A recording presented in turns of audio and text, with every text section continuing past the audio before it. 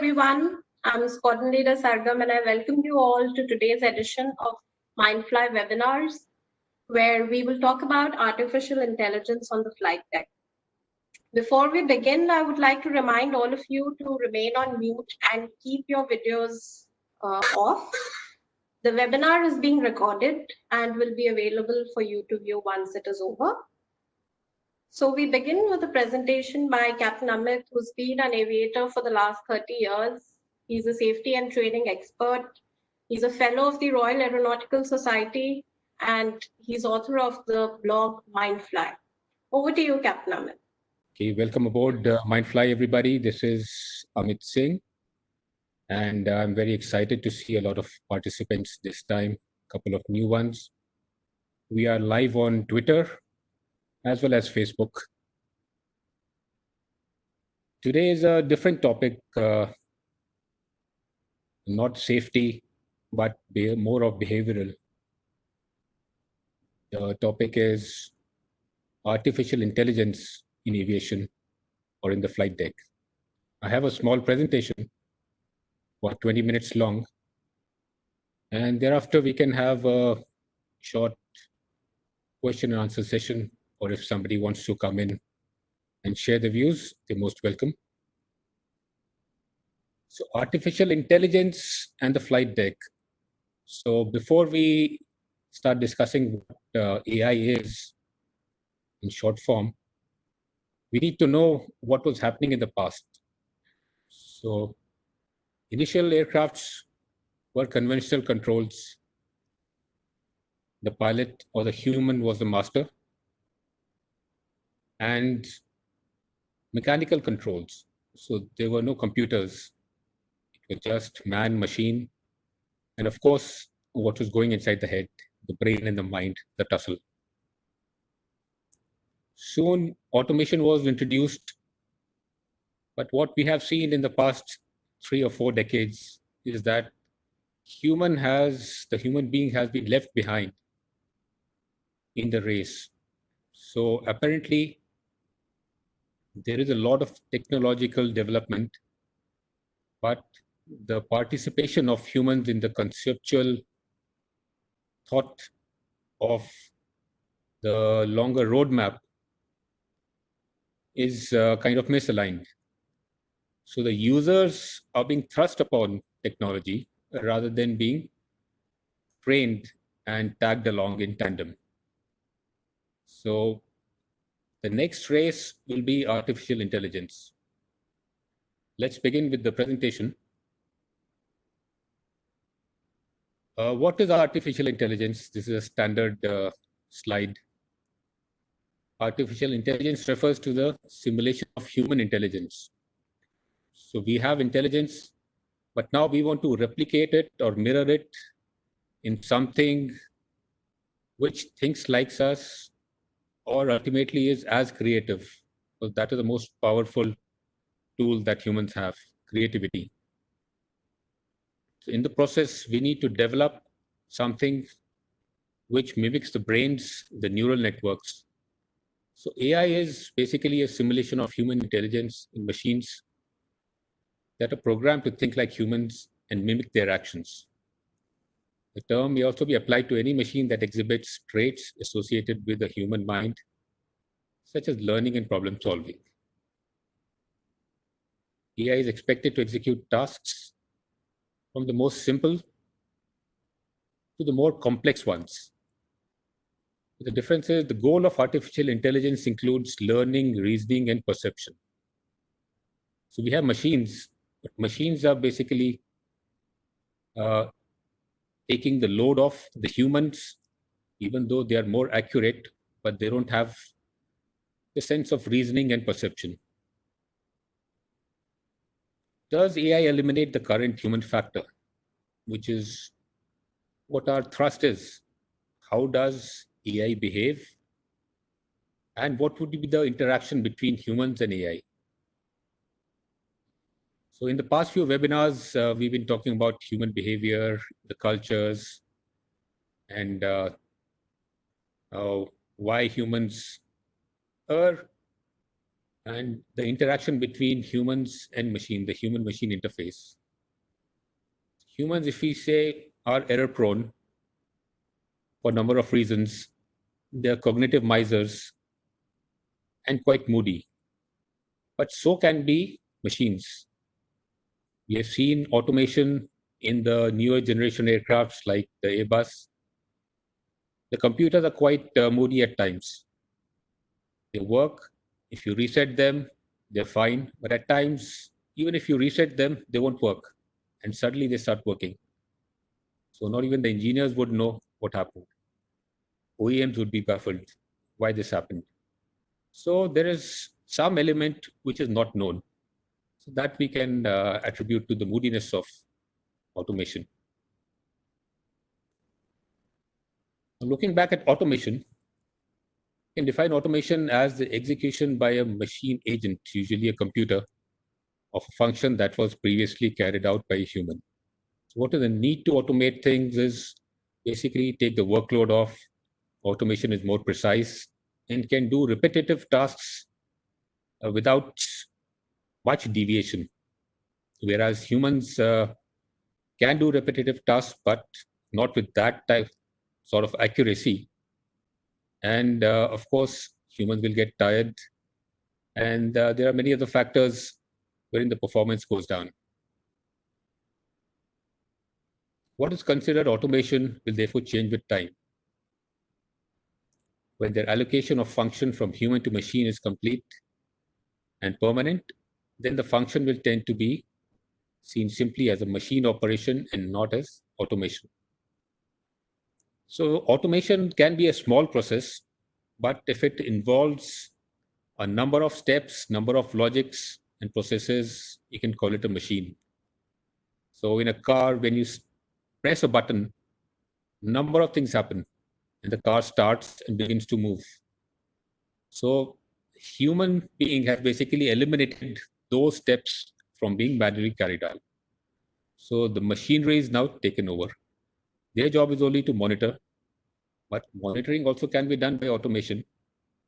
Again, the human is always the master, and I feel should remain the master. Otherwise, it can have very different repercussions, which we'll see in the coming few slides.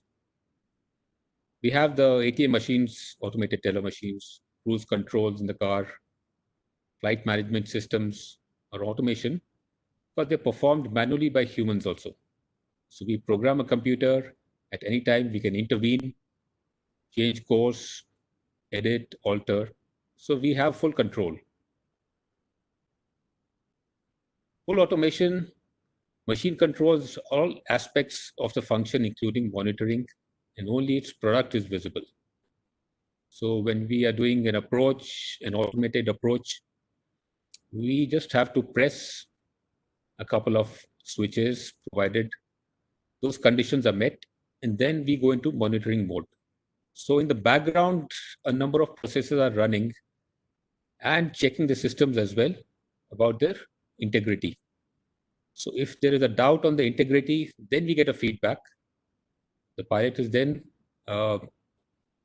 tasked to decide whether to continue with the approach or discontinue and go around. So as we come closer to the runway, the precision increases, but the time also decreases.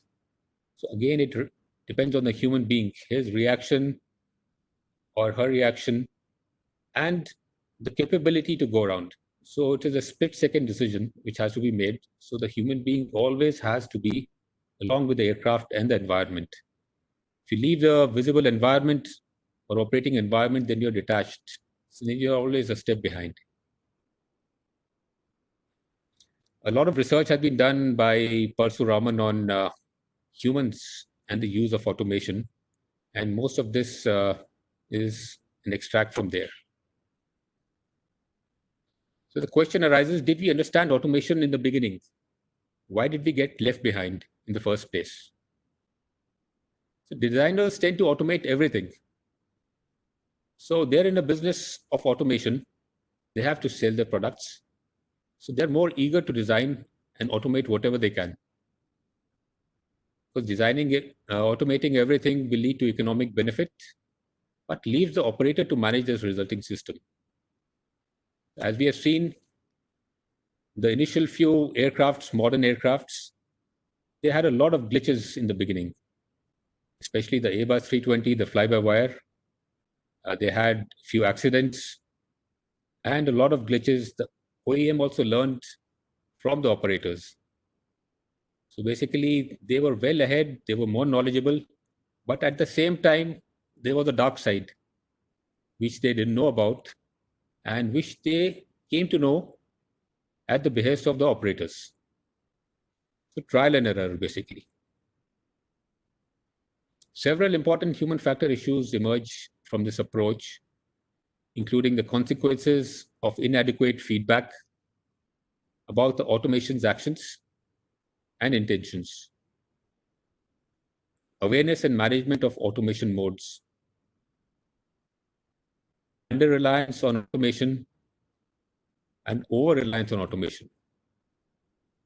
We have seen before the same example, Airbus 320, when we moved from the Boeings to the Airbus, we were used to manual flying, doing everything manually, and we were confident of our skills.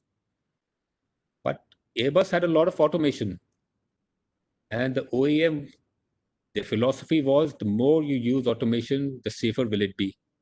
But how do you convince a person who has never operated an automated aircraft to use 100% automation? It was a big task. Use of automation, there are certain aspects which are supposed to be taught to the user. But unfortunately, in terms of automation, the human being remained as an operator, as a user. So the behavior of automation was not taught. So human being and automation, they never made friends, but they didn't know each other. And there was no effort on the part of the OEM or the airline or the regulator to make sure that it is treated as a separate subject. A question was asked to EASA regulators that if automation is such a big issue that the pilots are not able to handle, should it not be a separate subject? Well, they were of the view that it is interspread in most of the subjects, but that doesn't give it that importance. So the behavior, human behavior and behavior of automation is a very important subject. So there is a change. We don't have two people in the cockpit. We have rather four: the captain, the co-pilot, and two autopilots. So we should know their behavior, how they behave. There are a lot of anomalies in automation which we should be aware of. So a typical Strasbourg accident. So Strasbourg accident basically happened because of the simple issue of track FPA. Aircraft descends on a vertical speed, but there is a selector in the 320 which you change will measure the flight path angle. So there was a confusion between angle and the vertical speed. The wrong selector was switched and the aircraft descended at a very high rate, and ultimately it was a CFET controlled flight into terrain. Right, so the next point is misuse of automation. When we talk about use of automation, we saw the Strasbourg accident. Now, misuse of automation is over-trusting automation due to infrequent failures. And third would be disuse of automation. So a new system which comes in is not trusted easily. The GPWS, ground proximity warning system, the system which warns that you are too close to the ground. When it was introduced, there were a lot of false warnings that there's a terrain ahead or mountain ahead. So because of the false warning, the system was not trusted easily. That amounted to disuse of automation. And abuse of automation is implementation without due regard to consequences. Building an engineering control for every human error takes away the focus from human factors. So taking the same example, the Airbus 320 induction. So we saw the Strasbourg accident similar accident happened in Bangalore, wherein the flight was descending on final approach, almost a few miles to land. And the flight directors, which are guiding the pilots on how to fly, the flight path angle, the approach, the lateral and vertical trajectory. So one pilot switched it off, the other pilot did not. Now this caused an anomaly because the crew were not aware of the consequences. And this affected the thrust. The thrust went to idle, and the crews began basically struggling, trying to get the thrust back. Eventually, the thrust came in, but it was too late. The aircraft bounced and crashed near the boundary wall of Bangalore airport. So automation anomaly, so use of automation using the wrong modes. Misuse of automation is, like I said, when we transited from Boeing to Airbus, we were confident of our flying skills, but then we were thrust upon automation that you have to use it. For example, in an engine failure, if you're flying, you must use automation. So, but we didn't trust. So initially what happened, anytime we were flying on automation, either in training or actual flight, any failure, we would disconnect automation and start flying ourselves. But that was condoned as it was said that it was affecting flight safety. So over a period of time, people got used to automation and use of automation in the maximum phase of flight. So next we went to the other side of the curve, where we trusted automation and started mistrusting ourselves. So our confidence went down. So what happened is, anytime a failure would happen, we would wait for a longer time because we thought the automation will take over, automation will correct the anomaly, but that did not happen. So ultimately, we were taken by surprise. Surprise is if we thought something would work and doesn't work. So that's a surprise.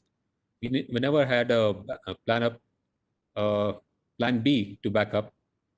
So that is basically misuse of automation, over trusting. There has to be a balance everywhere. Disuse, again, even in automation, and we will see in artificial intelligence once it comes in. So how comfortable are we in using it?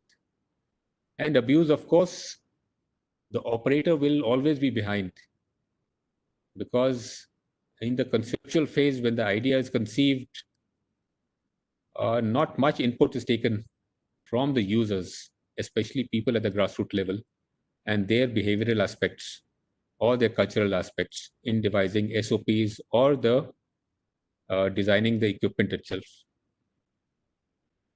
There are two main categories of artificial intelligence. First is the weak artificial intelligence, which we all use in the phones. We have Amazon's Alexa, Apple Siri. So it's basically an assistant. We talk to the assistant is trained. First, we have to train the voice. The assistant responds, and certain actions are performed. So that is weak artificial intelligence. Still, there is voice recognition, face recognition, retina, etc. The next one is strong artificial intelligence. Systems are developed to replicate the human being. So these tend to be more complex and complicated systems. They are programmed to handle situations in which they may be required to solve a problem without having a personal intervention. So a lot of data is used in this with all types of permutation combinations. So a lot of data is used, and then scenarios are developed. So all possible scenarios are developed so that in most of the times, human intervention is not required. These kinds of systems are found in self-driving cars or in hospital operating rooms. So finally, in the flight deck, we have artificial intelligence in different forms. In the current Airbus 350, there are about 50,000 sensors which collect 2.5 terabytes of data daily. And this is being collected by the OEM, and they will use the data in a number of ways. course, their final goal is an autonomous aircraft which works and flies on its own. I don't know how much of the human intervention will be there, but of course, at the end of it, we have to be there to control a lot of anomalies. Airbus is working on projects that reduce the cognitive load. So this is interesting. At least the cognitive aspect is addressed and the resulting cognitive fatigue on the pilots. The number of pilots required to be at the controls may be reduced. So when we started, we saw the 707, 747s with the flight engineer. Slowly with automation, flight engineer, the requirement was reduced. And the next target will be the co-pilot. So that will be replaced by artificial intelligence and ultimately the pilot also. So a lot of people feel that that day will not come. So it is better to prepare for that day rather than saying that day will not come. Because the most basic form of automation was the lifts, the elevators in the buildings. Earlier, there used to be a lift operator who would be present or would be required to be present to operate the lift, press the buttons, open the door, close the door, and basically take care if anything goes wrong. But due to a sudden shortage in the early 90s, there was a move to remove the elevator operator. So things became automated because of a necessity. So it was the need of the hour, and then people slowly or gradually got used to it. So now they're all automated. In fact, over-automated. And people are very comfortable with it. So the same thing will gradually happen with the aircrafts too. We have something called runway overrun protection system, wherein the AI in the flight deck calculates the weight of the aircraft, the momentum, the energy which the aircraft is carrying, the environment around, and measures how much landing distance is required. Then it compares what the runway length is and will the landing distance be enough. Anytime the aircraft floats too much, the system gives a warning for it to abort the landing, carry out a go round, and try again. So the system is real-time monitoring your actions, the environment, the aircraft, everything. So that is a form of artificial intelligence. Then we have autonomous vehicles, we have drones, and beyond line of sight vehicles. Those are autonomous vehicles. This is a project. There are 6 paintings which have been sanctioned. Anybody would like to guess which one has been drawn by artificial intelligence? Are there any guesses? Okay. So out of the 6, 5 have been drawn by humans. 1 has been drawn by artificial intelligence. Normally people go for C because it looks too technical. So the pieces were commissioned as a part of experiment by GumGum, a Santa Monica-based artificial intelligence company. So the reason or the logic behind was the researchers were not attempting to answer whether a machine could approximate humans' final product or replicate how a human would draw, but rather whether a machine could approximate humans' creative process. So which is the strongest point or the differentiator between a human and any other being on this planet? In the creativity. So the answer would be F. So would you believe this? This painting has been drawn by artificial intelligence, whereas everybody would have gone for C.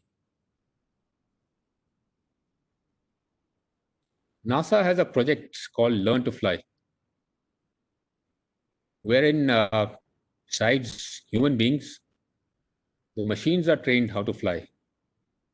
Now, how to fly doesn't mean that certain algorithms are programmed, how to take off, how much input to give, and the various phases of flight, like we do on a flight management system, and we switch on the autopilot, then the autopilot flies. But this is something different. So NASA researchers commanded a model airplane into an unstable flight mode, into turbulence. So the aircraft kept going up and down, but the plane leveled off without any human intervention. So how did the machine detect the level of turbulence and how much input to give? So of course the autopilot does it, but there was a difference.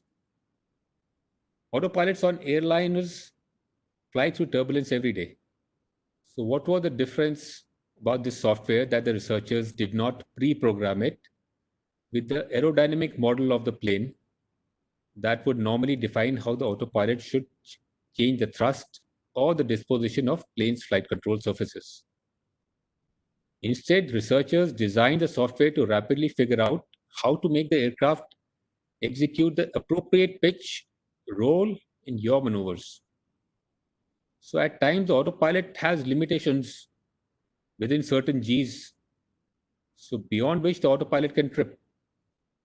But if a human being is flying, human being will be more gentle, or depends on the behavioral aspect, could be more sharp with the controls.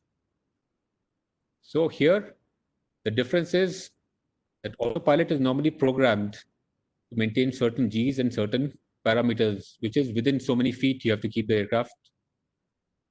But the aircraft here in this learn to fly learned how to maneuver the aircraft to an appropriate pitch.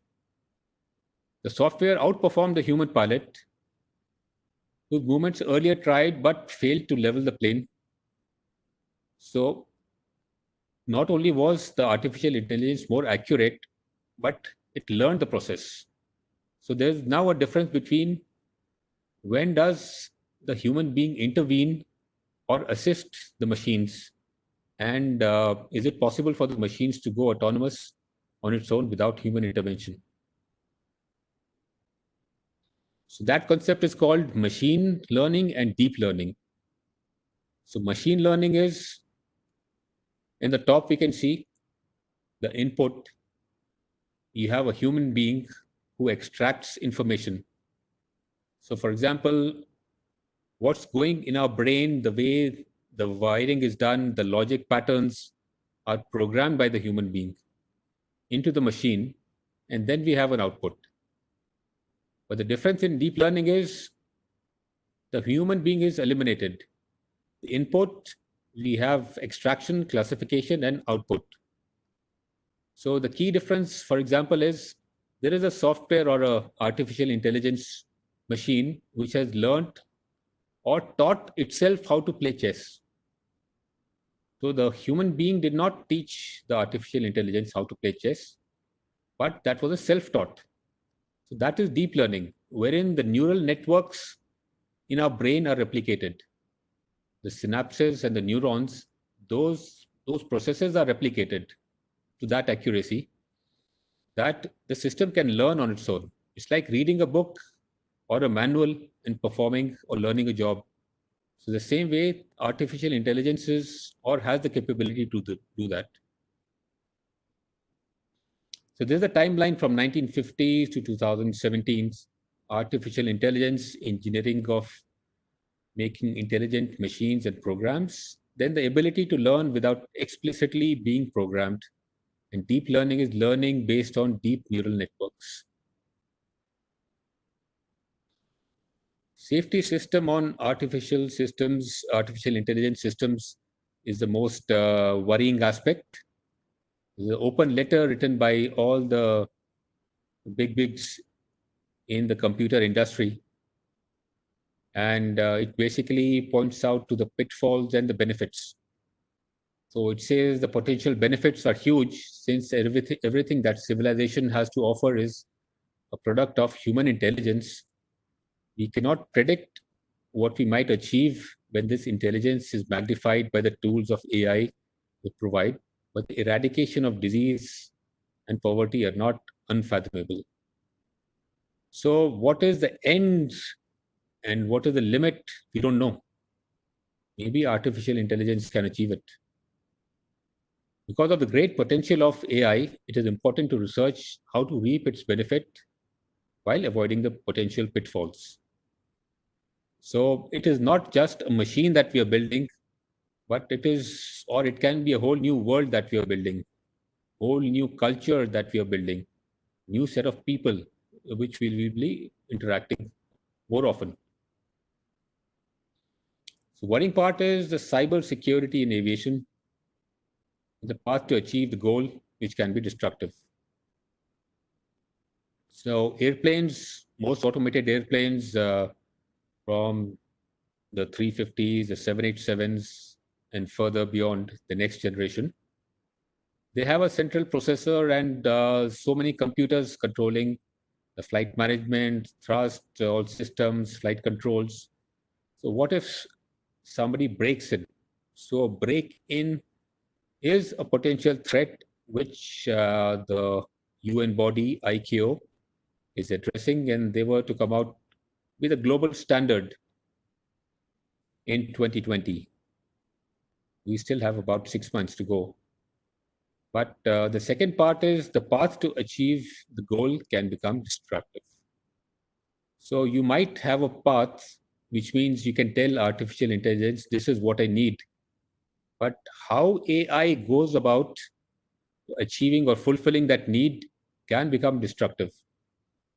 For example, we need to go from A to B, and you see the winds have changed over a period of time. So your current goal is to reach on time. Artificial intelligence, it all depends on how the objective has been programmed in AI, might take a shortcut or a different height or some other bizarre thing which you haven't thought of just to achieve that goal of reaching on time. So it is not just that the aircraft is flying on the pre-programmed paths and just the speed is increased. So a dynamic maneuver can be performed by artificial intelligence. So it is therefore more important for the pilot operating to know to what extent the artificial intelligence has the authority. It is good to know the behavior then. And of course, like we have seen in the Airbus 320, we have protection systems. Even if the pilot wants, they cannot override unless you switch off certain automations and the interactions with it. Most of the systems are controlled by an area network. Earlier, there was a central processing unit and different devices or operating units, which would talk to each other and give a feedback to the central unit. But now everything, most of it is centralized with the ECU, with a controller area network. The advantages are that if you secure ECU, you're protected. In the without CAN, it could affect any part because they all had a different software. Now ECU is controlling everything. So in terms of cybersecurity, it is good that what needs to be protected is reduced, the master, which is the brain. So the brain has to be protected for cyber attacks.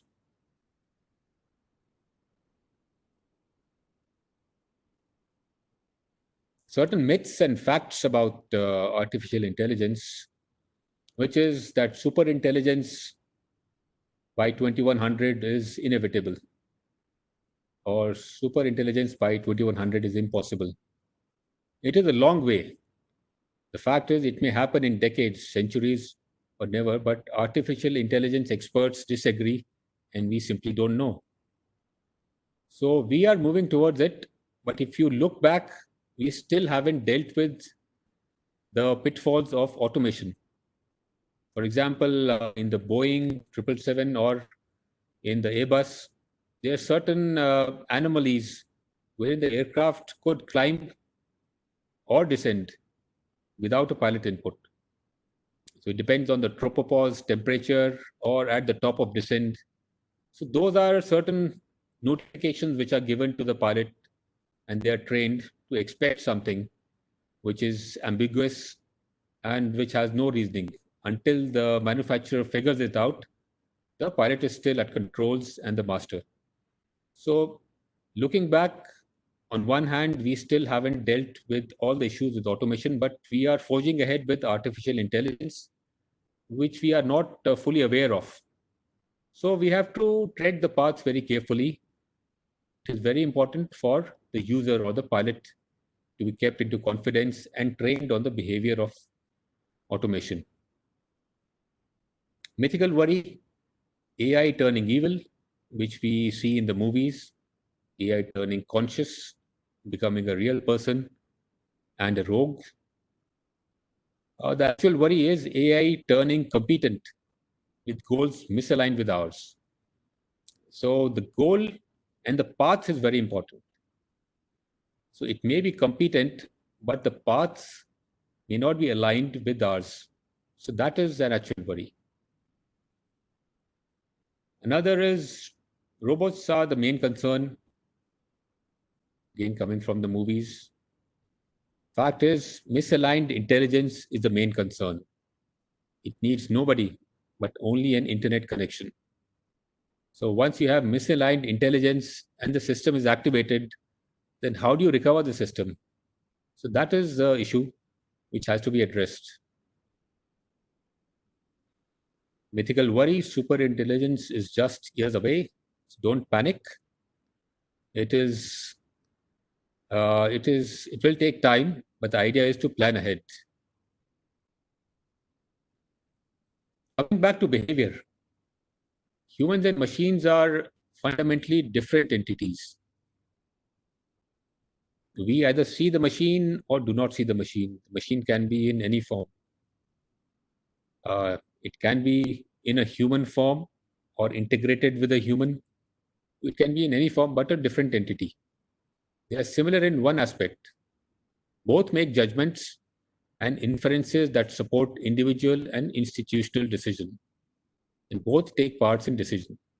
So ultimate goal, the bigger goal is achieved by the human being, what the industry wants, what the company wants, and so does the artificial intelligence.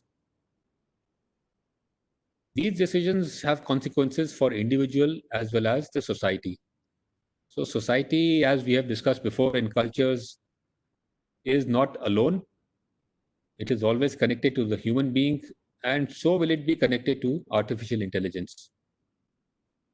It is therefore necessary to understand not only human interfaces, inferences, and human behavior, but also artificial inferences and artificial intelligent behavior, so that we can verify the reliability, validity, and accountability of the judgments and decisions that artificial intelligence systems are making.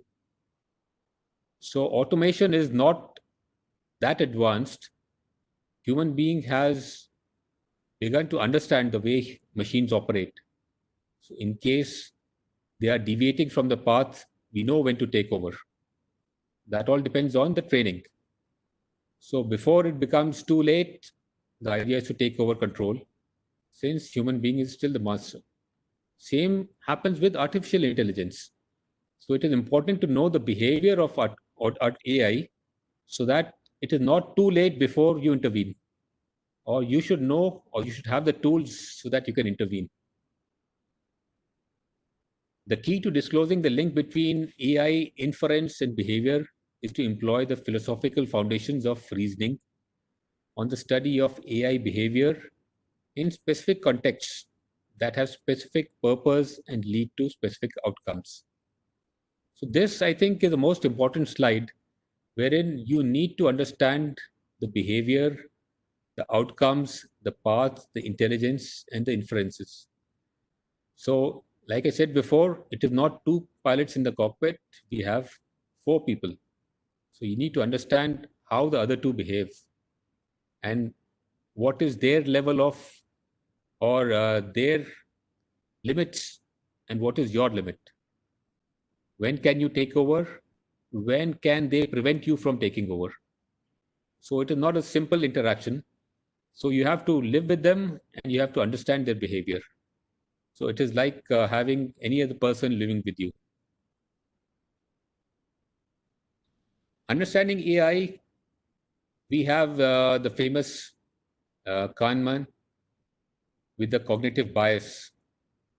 You have system one and system two. System one is intuitive thinking, which we are in most of the time. So we don't deliberate too much. We don't use our cognitive powers. We are in the intuitive part. So most of the decisions are taken intuitively. That's why they're quick.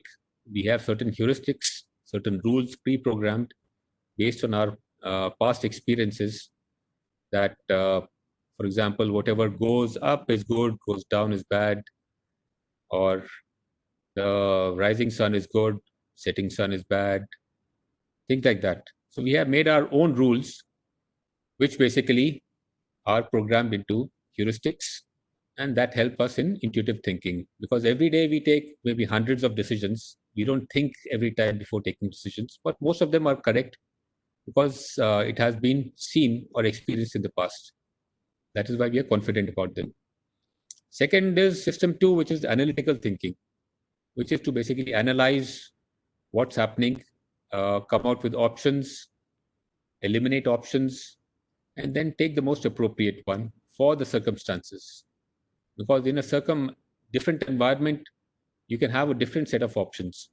So one set of rules do not apply to every situation. In the context of the continuously processing, always learning artificial neural network, the human system one could be seen as paralleling the automatic and fast response to that network. So human system one is the AI speed, the speed at which AI responds when a new problem needs to be solved. Whereas human system two, the analytical part, could be seen as paralleling the AI's feedback loops and reinforcement learning that identifies when the answer is not correct and recalibrates the network so that it is more likely to produce a more accurate judgment and thus a more correct solution to future similar problems. So we would see, like if you log on to any website like a bank or any other help site, now we have live chats. So a lot of times you have AI there, bots, not human beings answering. So they have a pre-programmed set of questions and answers. So you type in your question. Based on your question, the closest possible match, so the answer will come out. So if the system does not understand, you'll get a reply. Even Siri says, I don't understand your question. So the system is not able to recalibrate. So it is a weak AI. So in a strong AI, the system will be able to take the feedback and say, okay, things are not working. I need to rethink, recalibrate. Maybe something has changed in the environment. So I have to generate a new set of options which are closest to what we are looking for. So that is the human system two. So it is not that AI will be having a different set of behavior patterns. The patterns are to replicate the humans. But ultimately, we need to know how the humans behave. So in the flight deck, the human behavior of the crew resource management and the cultures is more important. So AI needs to replicate that. AI also needs to know how the culture and the CRM behavioral aspects function. So it cannot be that you pick up an AI which is programmed in the West and used in the East, because it will be a waste of time and effort. So the data is being extracted. If it is to be used in a particular region of the world, it has to be specific or particular to the country or the culture. Culture is more close. Therefore, it is important to know the behavior and beyond that. Heuristics, I spoke about the rules which we form, and the non-consciously we perform certain actions or take decisions, which are very frequent. For example, it is easier to recall word with letter R, starting with R, rather than R in the third letter. So there are certain things like when we read, we don't actually read the letters forming the word, we recognize. So that recognition, that helps us to move faster. The brain has seen that before and remembers that. So recall is faster.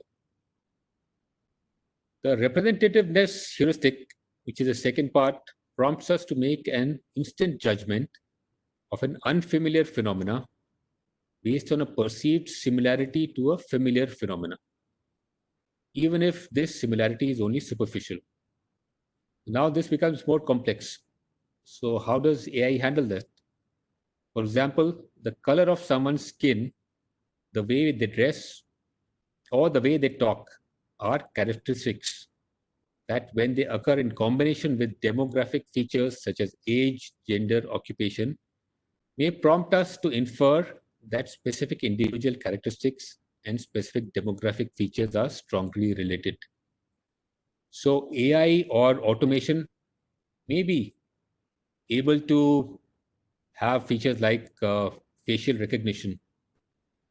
So from facial recognition and voice recognition, the system can come to a close conclusion that a particular person is from this region of the world. But if you add more things, which means if I live in the West, my accent may become, I may have a Western accent. And if my face looks similar to someone there, so the system might get confused. So you have to introduce more variables. So you have the skin tone, the way I dress. So people from a particular area dress in a particular way.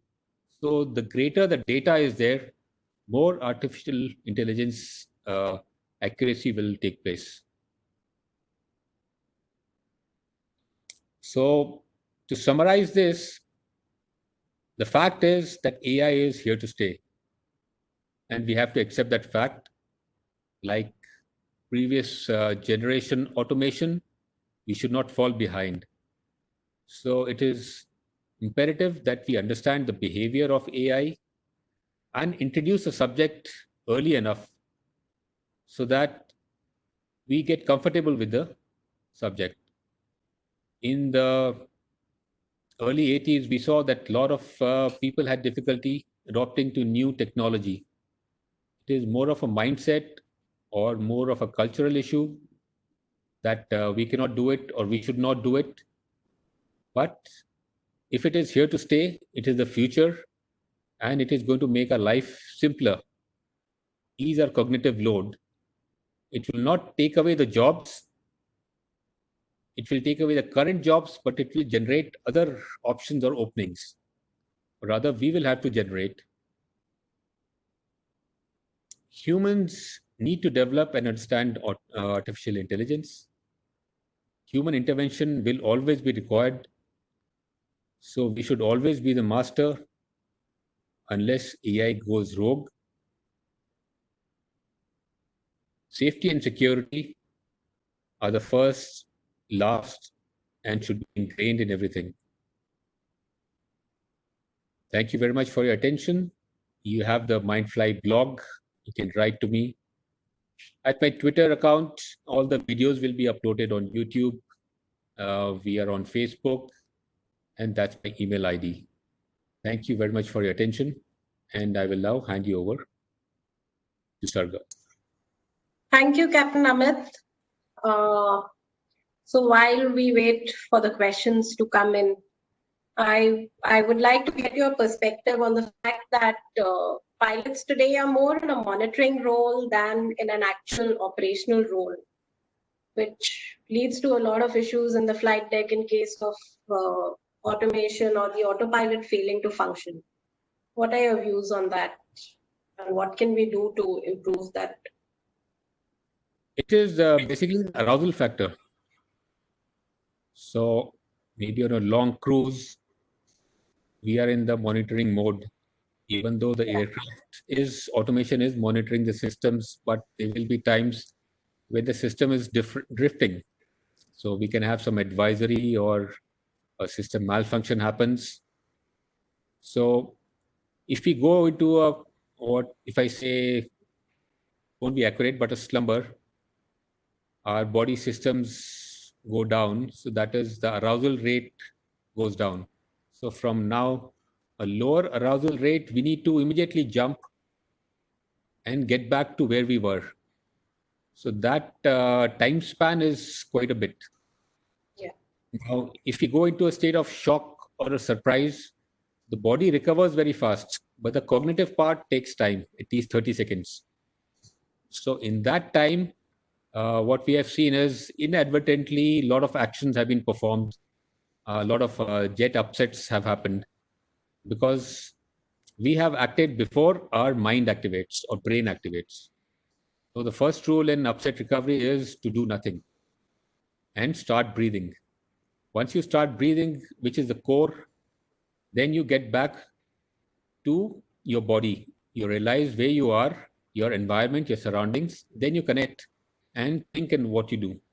So that is more important. How artificial intelligence will take care of it is a big mystery because, like I said, with the AI coming in and Airbus working on reducing the cognitive load, so now you can have the pilots flying longer sectors because it would be projected that now the load is less, workload is less, the body gets tired less.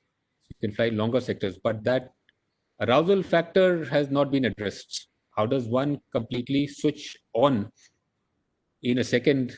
So that has to be done by breathing or your mindfulness or yogic practice. So those are the only ways where you can control your body. All right.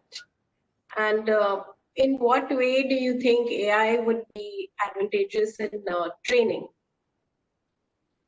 Well, AI, I think, it will be more effective in training or highly effective in training.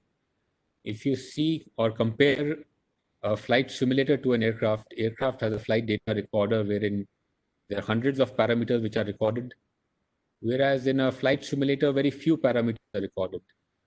The position of the trainer is behind the trainees, and a partial blockage is there in terms of the visual field, wherein the body is blocking the trainee's body is blocking the instruments, and the trainer cannot know from behind where the trainee is looking.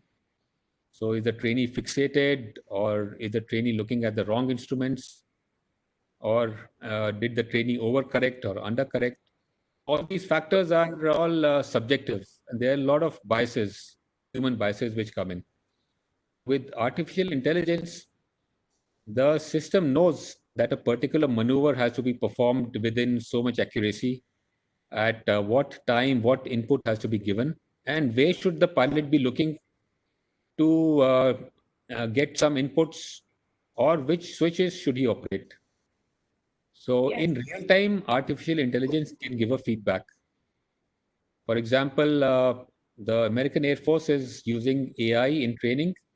If you're performing a steep turn, you give a bank. So the AI knows that this bank for this particular maneuver is less or more. So AI will immediately give a feedback and can retrain or simultaneously train the trainee, whereas will basically give a kind of a guess that I think your bank was not enough.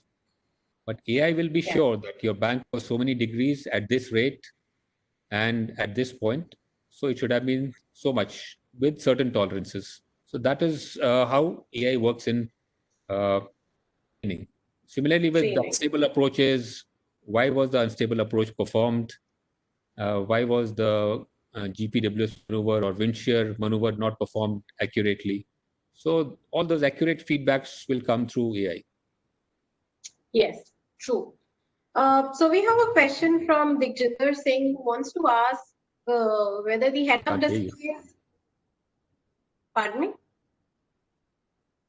Can you hear me? Yeah. Yeah. So he wants to know whether the head-up display is a way forward using the AI as an interim part of it. See, head-up display is a very good tool. In one of the webinars, we discussed about attention. So technology is one thing, And human being and human behavior is another thing which is more important. So we saw in a couple of accidents that the human being was attention focused or focused their attention too much on a particular aspect that the brain cut out all further or irrelevant senses.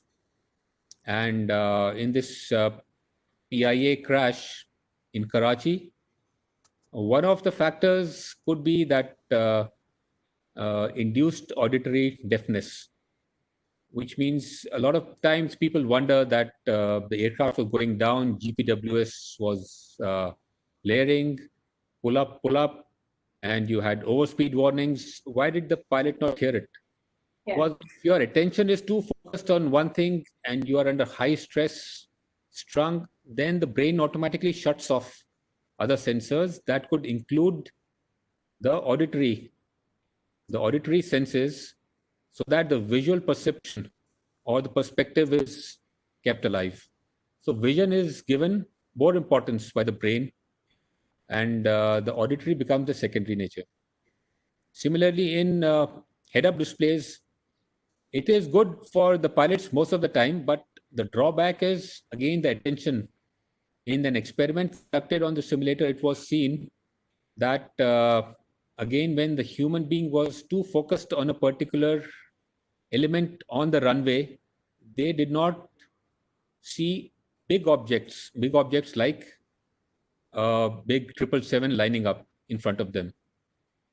So that happens in the visual field of sight. When the brain cuts off your visual segment, it becomes narrow. So those are the drawbacks which are still there in head-up display.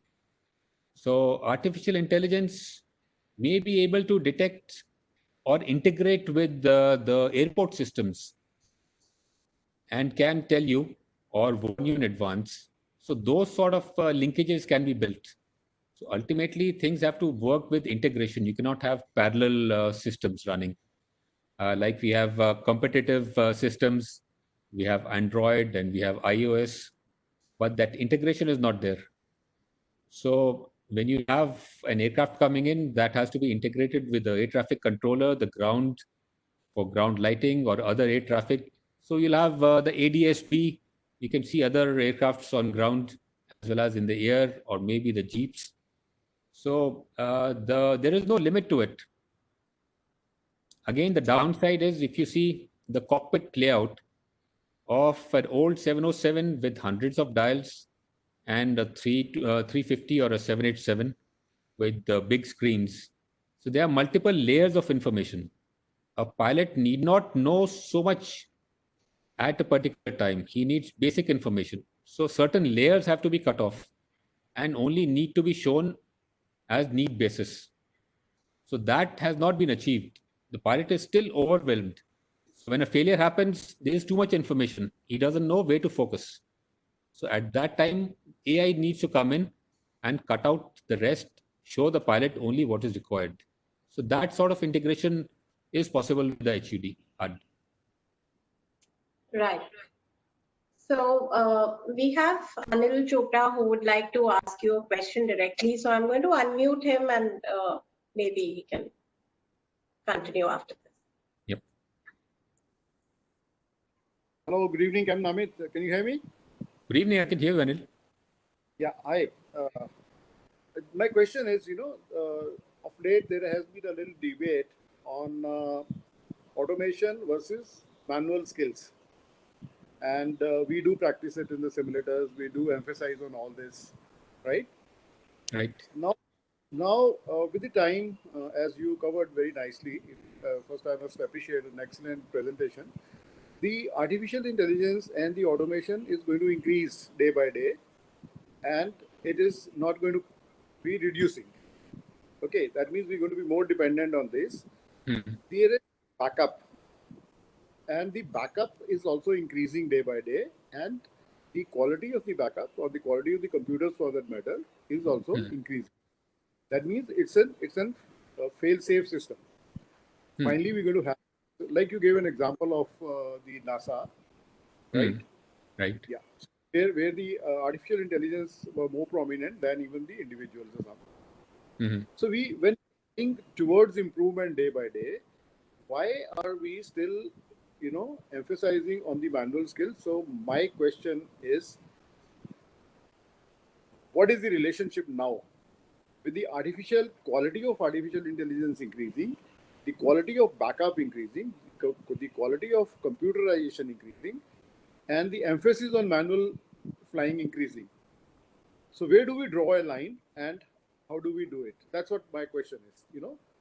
Which side we should tilt more, where we should emphasize more, how much Mhm. trust we have on systems vis-a-vis what we have today, what we should have or not. That's the question. Yeah, this is a big debate, and I will welcome others to come in because this is my opinion. I've said that before. When we moved from fully manual to the Airbus 320, we did not trust the system too much. So every time a failure would happen, we would switch off automation and fly manually because we were comfortable and we would fly well. But we were forced to use automation because that is more accurate. And as a part of the system philosophy, we're supposed to use it. So over a period of time, that trust became over trust, and the new generation who never flew the manual aircrafts or flew very little were put on the Airbus or the automated systems. They were told to trust it blindly. So ultimately, they went to the other side, whereas they did not perform even after the failure of automation. So now, where we stand is in the beginning of AI, we're in the transition phase. So we haven't learned automation fully well or were comfortable with fully automation, but we are transitioning to AI. So this is a time to learn AI. But going back to your question, see, manual flying skills are still important, but the way we teach them is different, which means we have whole clutter of instruments in front of us. Now, for example, if you have a sudden failure wherein people say that pilots are not able to manage uh, the flying or their flying skills have degraded, it is because they do not know or they have not been trained to look at that particular reference. So we do not fly with the accurate numbers. We fly with references. That pitch should be 2.5 degrees, or thrust should be 80%. So if we put that immediately, we are in control. But if we try to chase the instruments, then we will always be chasing one, the other one goes out of hand. So it is basically the references. Now, if something goes wrong suddenly, we have all the instruments in front of us. So we have the PFT with so many inputs, ND with so many inputs. So where exactly do we need to look? So when I talk about layers in AI, so the AI needs to present us with only the parameter which are important to us. Rest the AI is handling. So ultimately, the AI will be handling your engine failures, your dual hydraulics, if it is hydraulic or the electrical part. So everything will be done and we will be given the output. So these are the options. This is the most preferred option and this is what we should do. So we say execute. So that will be the role of the next level of the cockpit manager in the flight deck. But we need to know the relevant parameters for that stage. Right now, we are overwhelmed with too many parameters. For example, we have the PFT with so many parameters, ND. So first you say you fly, navigate, communicate. But people get confused. So AI should automatically take off the navigation part blank. Only your pitch, speed, and thrust are important. So only these three things should be visible to the PF. So automatically he does not, the eyes basically do not scan. So here the brain and mind are in a conflict. So one of them is panicking. The mind panics and then the eye starts moving around. So brain moves logically. So when we have limited option, three options in front of us, then we are of course flying first. Then the system says, okay, you're flying. Now I introduce navigation. Then the navigation part comes up. So you transition navigate. Then communication. So that is the layering which needs to be done by AI. So that is what I feel. We are right now overwhelmed with things and we haven't understood the automation. So moving on, it has to be layered and behavioral part of automation, which means we need to trust and we need to know how much to trust AI. It should not be we are waiting for 10 minutes, AI hasn't told us what to do, which means there's something wrong. We should have acted before. So those parts are important. Your views, and if anybody wants to come in, they can raise a hand. No, that's fine. It's okay. Thank you. Right. While we wait for the next question, another view, another thing that we were discussing earlier about the awareness of the crew in terms of the changes in automation, which we've seen with the Max. So how do you think we can overcome that disadvantage? So Boeing 737 is a classic example, the MCAS. Yeah. So initial design of the Boeing, they had issues with the rudder. They had a speed trim system which was installed, which was operating without any input or a feedback to the pilot. So a speed trim system was already there. This is only an addition to the speed trim system, the MCAS. So again, the pilot has to be in the loop. Yeah. In the design process or the conceptual phase. So when you have an education policy that this is the way we will be educating the next generation. So similarly, we should have a policy, a long-term roadmap or a policy that we have to move towards AI. So this is the new course or the new syllabus. But our training syllabus is outdated. We are still asking people questions on basic navigation and the NDBs and plotting, whereas we have moved towards satellite navigation and satellite-based approaches. So they have to move in tandem. So there is a wide gap in what we need to do and what is being done. So globally, it has to be thought of, and we have to come to a conclusion. Otherwise, it will be the same race wherein things are moving fast, because the economical benefit of AI and automation are much more. So it is more likely that airlines and companies will adopt it for saving fuel, money, time, efficiency, and it will be thrust upon pilots to learn it. So they will learn the hard way again. So let's not do that again. Yeah. Without enough training, which is not good, which Yeah. we want to see. So, all right, I think we don't have any more questions. We have, I'll ask if Professor N.K. Singh wants to speak. PN. Yeah. I'll unmute it. Yeah. You have any inputs? I just came to enjoy the discussion, but more important is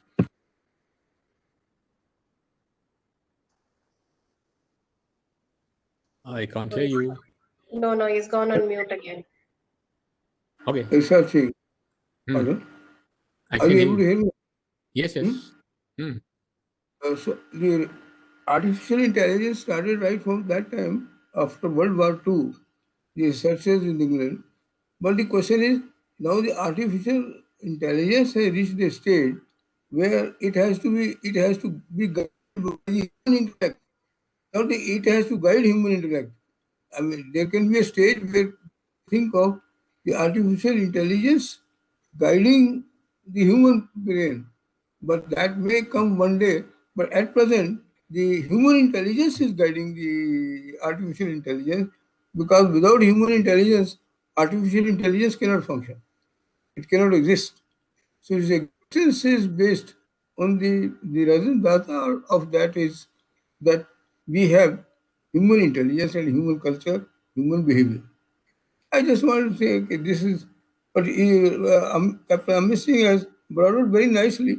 He has summed up the whole thing, but I am just adding a point because you asked me to add some other dimension. So this is the other dimension that you see the control of artificial intelligence by human brain, not the artificial intelligence controlling human. Thank you. Thank you. Thank you. So as we discussed, it is Bill Gates and all the big-wigs of the industry, they have written an open letter to draw a roadmap and again to address the pitfalls of not only the goals, the paths to the goal, how it will achieve, that is also very important. So we may, every human being has a different level of risk appetite.